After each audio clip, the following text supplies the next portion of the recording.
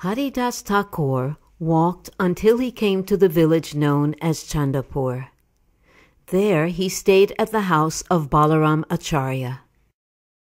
Purport by Srila Prabhupada. Chandapur is just east of the house of the two brothers, Govardhan and Hiranya, the father and uncle of Raghunath Das Goswami, respectively. In Chandapur lived Balaram Acharya and Yadunandana Acharya, the priests of these two personalities. And when Haridas Thakur went there, he lived with them. Hiranya and Govardhan were the two heads of the governmental treasury in that division of the country. Their priest was named Balaram Acharya. In the village, Haridas Thakur was given a solitary thatched cottage where he performed the chanting of the Hare Kṛṣṇa Maha Mantra. He accepted prasad at the house of Balaram Acharya. Raghunath Das, who was the son of Govardhan and was later to become Raghunath Das Goswami, was a boy at that time engaged in study. He came to see Haridas Thakur daily. Naturally, Haridas Thakur was merciful toward him, and because of the merciful benediction of this Vaishnava, he later attained the shelter of Sri Chaitanya Mahaprabhu's lotus feet.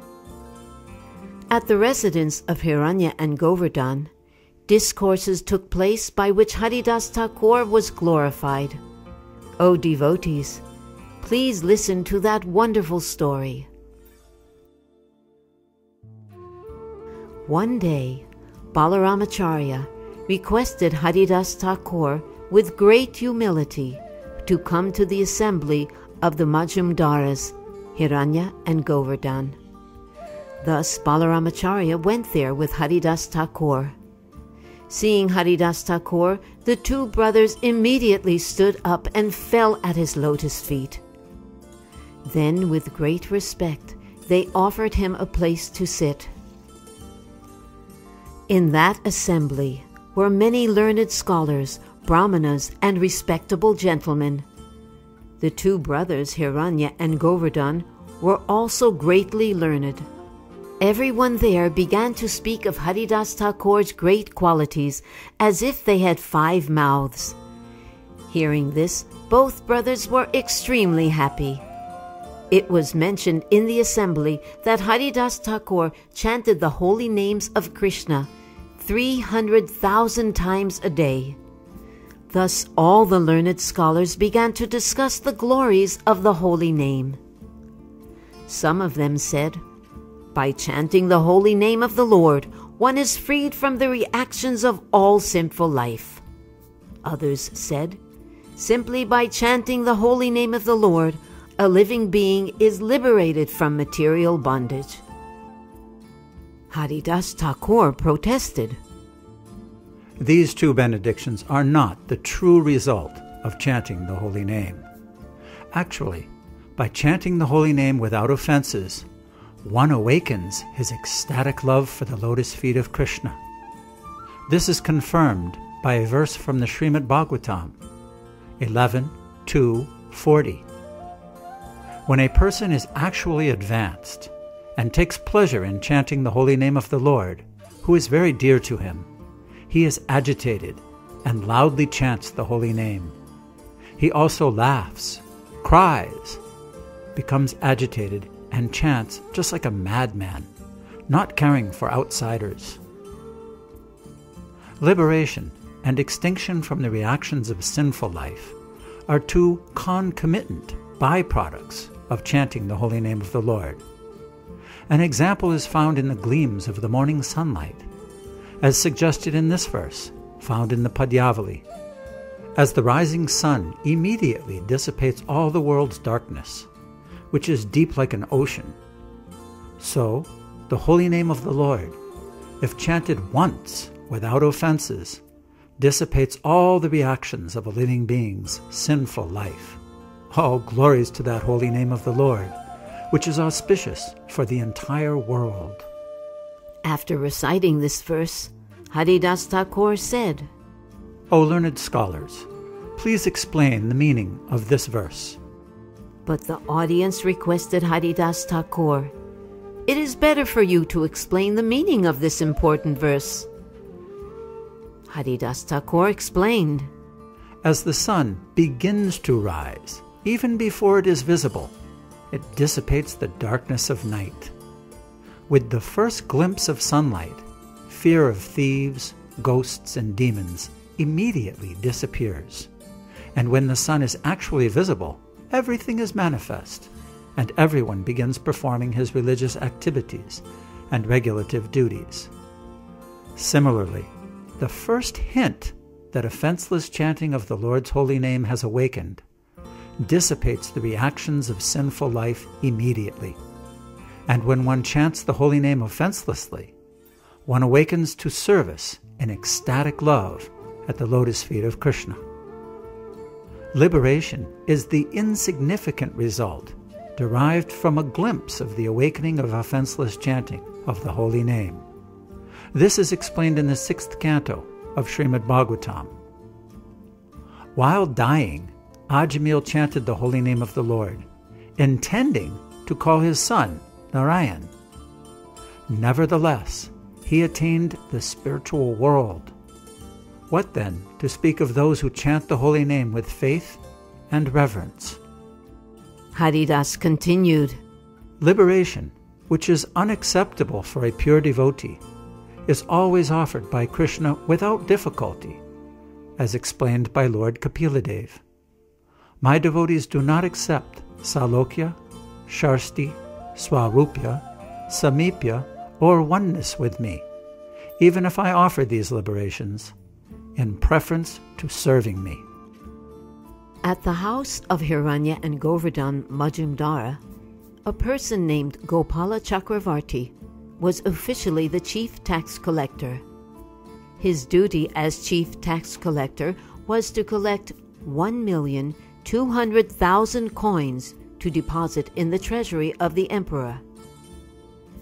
He had handsome bodily features and was learned and youthful, but he could not tolerate the statement that simply by glimpsing the awakening of the Lord's holy name, one can attain liberation. This young man, Gopala Chakravarti, became very angry upon hearing the statements of Haridasa Thakur. He immediately criticized him. "O assembly of learned scholars," he said, "just hear the conclusion of this emotional devotee. After many millions upon millions of births, when one is complete in absolute knowledge, one still may not attain liberation.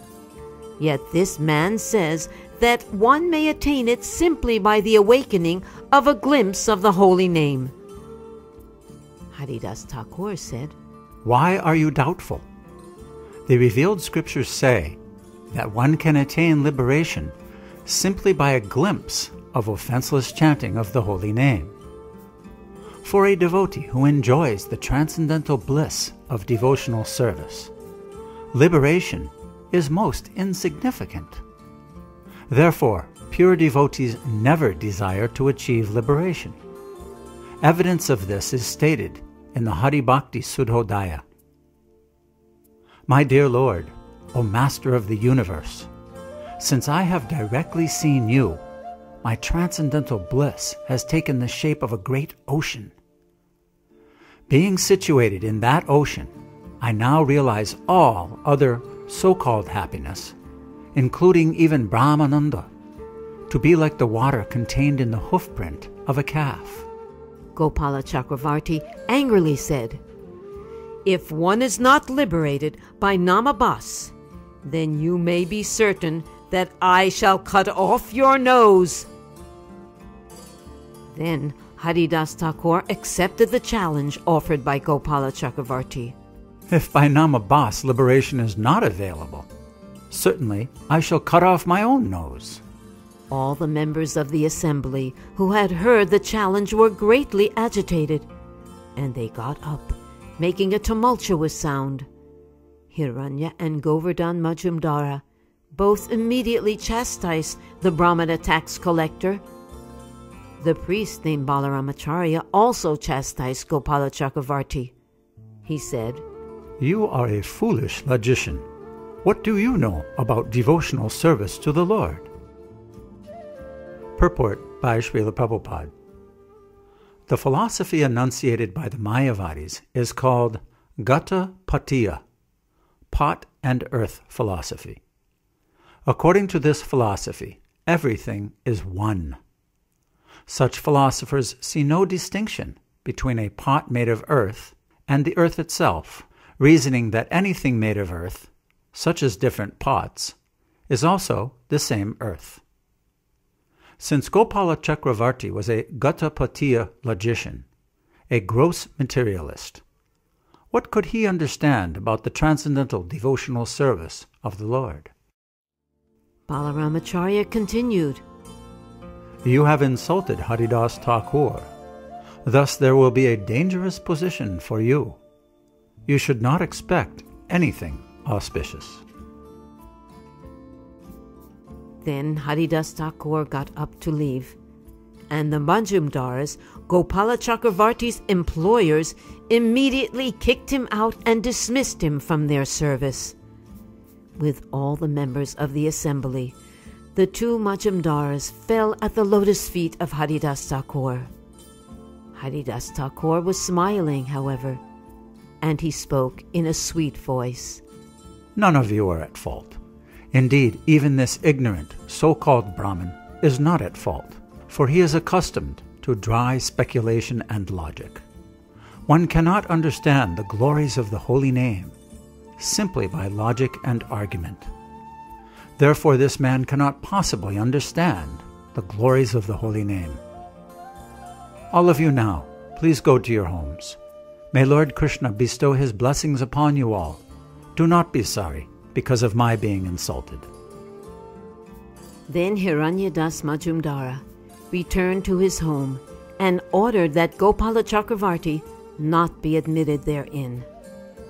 Within 3 days, that Brahmana was attacked by leprosy, and as a result, his highly raised nose melted away and fell off.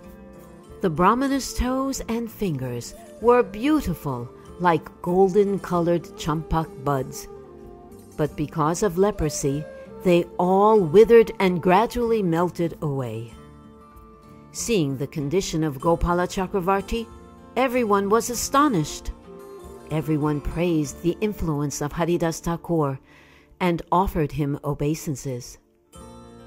Although Haridasa Thakur, as a Vaishnava, did not take seriously the Brahmana's offense, the Supreme Personality of Godhead could not tolerate it, and thus he made the Brahmana suffer the consequences. A characteristic of a pure devotee is that he excuses any offense by an ignorant rascal. A characteristic of Krishna, however, is that he cannot tolerate blasphemy of his devotees. Purport by Srila Prabhupada. The characteristic of a Vaishnav and the characteristic of the Lord mentioned in this verse are very significant. In his Shikshastika, Sri Chaitanya Mahaprabhu has taught the characteristics of a Vaishnav. Turnadapi sunichena tororiva shihishnuna amanina manadena kirtanaya sadahadi. A Vaishnav strictly follows this principle of being humbler than the grass, and more tolerant than a tree, expecting no honor from others, but offering honor to everyone. In this way, a Vaishnava is simply interested in chanting about the Supreme Personality of Godhead and glorifying Him. Haridasa Thakur epitomized this foremost order of Vaishnavism. Krishna, however, cannot tolerate any insults or blasphemy against a Vaishnav. For example, Prahlad Maharaj was chastised by his father, Hiranyakasipu, in so many ways. But although Prahlad tolerated this, Krishna did not. The Lord therefore came in the form of Nrsimhadev to kill Hiranyakasipu. Similarly, although Srila Haridasa Thakur tolerated the insult by Gopala Chakravarti, Krishna could not. the Lord immediately punished Gopala Chakravarti by making him suffer from leprosy. Offending or blaspheming a Vaishnava has been described as the greatest offense, and it has been compared to a mad elephant. When a mad elephant enters a garden, it ruins all the creepers, flowers, and trees. Similarly, if a devotee properly executing his devotional service becomes an offender at the lotus feet of his spiritual master or another Vaishnava, his devotional service is spoiled.